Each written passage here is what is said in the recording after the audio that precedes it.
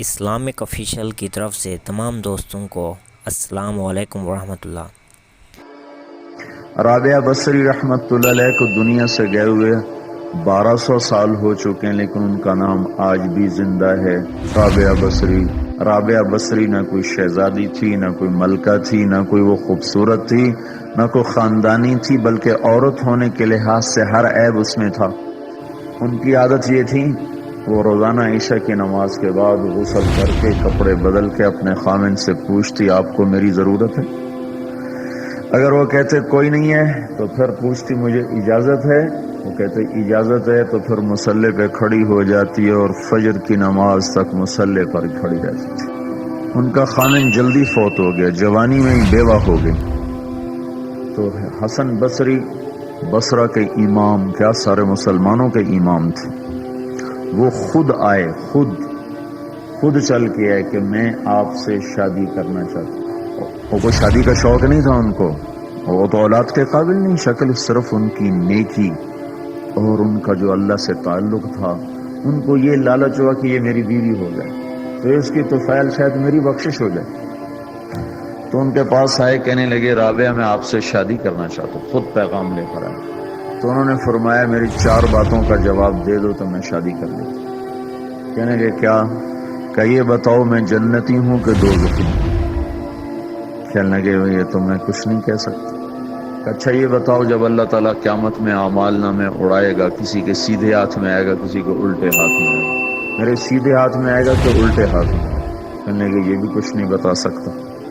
کہنے لگے اچھا یہ بتاؤ جب اللہ نیکیوں کو تولے گا، کسی کی نیکیاں بڑھ جائیں گی، کسی کے گناہ بڑھ جائیں گے، میرے گناہ زیادہ ہوں گے نیکیاں زیادہ ہوں گی؟ کہا یہ بھی نہیں بتا سکتا۔ کہ اچھا یہ بتاؤ جب لوگ گول سراج سے گزریں گے، کوئی پار نکل جائیں گے، کوئی نیچے گر جائیں گے، تو میں پار نکلوں گی کہ دوزخ میں گروں گی؟ کہنے لگے یہ بھی میں نہیں بتا سکتا۔